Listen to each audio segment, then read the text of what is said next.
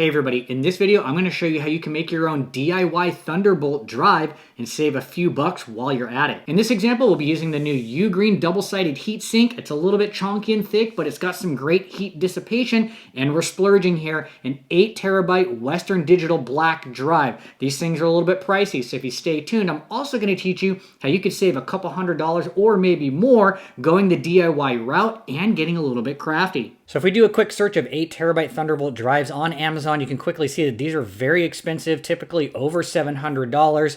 Yeah, you've got a 4 terabyte Thunderbolt for $500. This one right here is $1,100. A SanDisk Extreme, $600, and it's just a basic, 1 gig transfer if you can get anything good out of it, $1,000. Okay, so let's take a look at what I got right here. So this is the Western Digital Black 8 terabyte. Right now it's $680. That's actually higher than what I paid. I got mine for like a little under $600.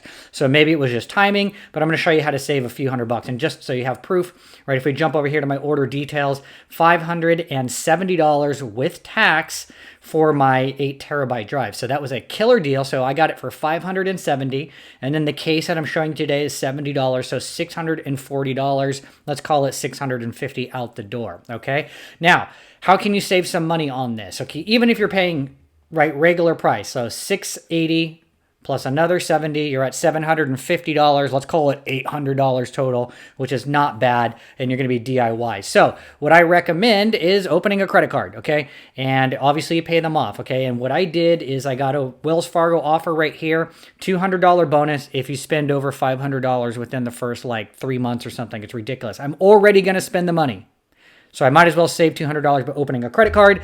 I open 1 to 2 credit cards every year because I am doing frequent points or getting 80,000 points here and there. Learn how to hack the system. It's called credit hacking. Look it up. This is not a way to charge and then never pay it off and go into debt. You're going to spend the money. You might as well save it. And if you're crafty or you have semi-decent credit, you can actually find some other offers that are $300, $400, or $500 back. So use that to your advantage when you want to buy different things. So for me, this whole build cost me, $200 less than that, right? $500 for an 8 terabyte Thunderbolt drive. So this is everything out of the boxes independently. The 8 terabyte hard drive, pretty simple and straightforward. It's just the drive, nothing special here.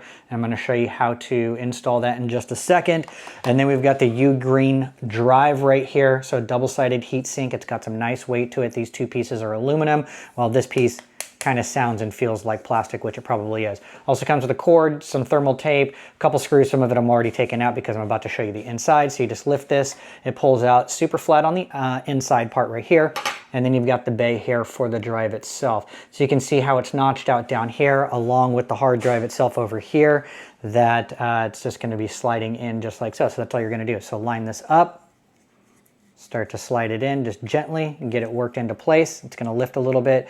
Then you'll take the securing pin right here, and it's actually notched in the middle as well. So it's going to rest in between the drive, just like so. Get crafty with it like that. Pushes down, and then you can use the screwdriver to screw it in. So you saw just less than a few minutes. Okay, nice and snug.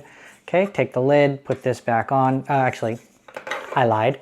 Then we take the thermal tape right here. You're going to stick this on top, and then we can close it up. And just like that, the thermal tape is now on top of the drive. There's another piece of adhesive cover that's on top. You can peel that out. That way it sticks to the lid here. Close it. Bada boom. You can actually feel like that little bit of tape that's in there as you close it. So it's, it's making contact with the top of this piece.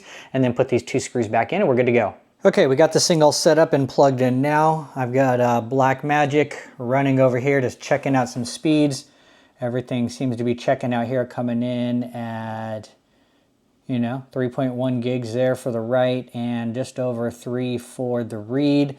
Consistently going back and forth, so all the numbers look good. Seems legit, seems to be working, and only time will tell. For fun, let's see how stuff transfers. So I've got some different stuff over here right around the 12 or 13 gigabyte, and this one's really big, 64 gigs, but let's just do something around the 12 gig. We'll drag this over, boom, like this. And this current drive is a SanDisk Extreme 4 terabyte, which is only rated at 1,000 megabyte transfer speeds, but that's going pretty quick right there. In just mere seconds of me talking, less than 20 seconds for 10 gigs. And then if we drop this one up here, which I said before is 64 gigabytes total, it's going to say under a minute. Let's see here. and we're at 5, 6, 7.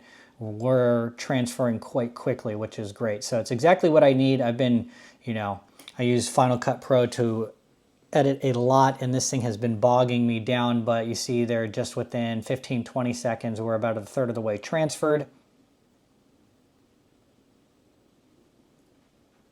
All right, and 1 minute later, almost to the T, we are done. So I would say it's about 1 gig per second, or maybe a little bit longer, 1 gig per 1.5-ish seconds transfer speed from something a little slower off to this. Pretty awesome, yeah? So far, so good. Happy with this, and if you use what I said at the beginning to help offset the costs.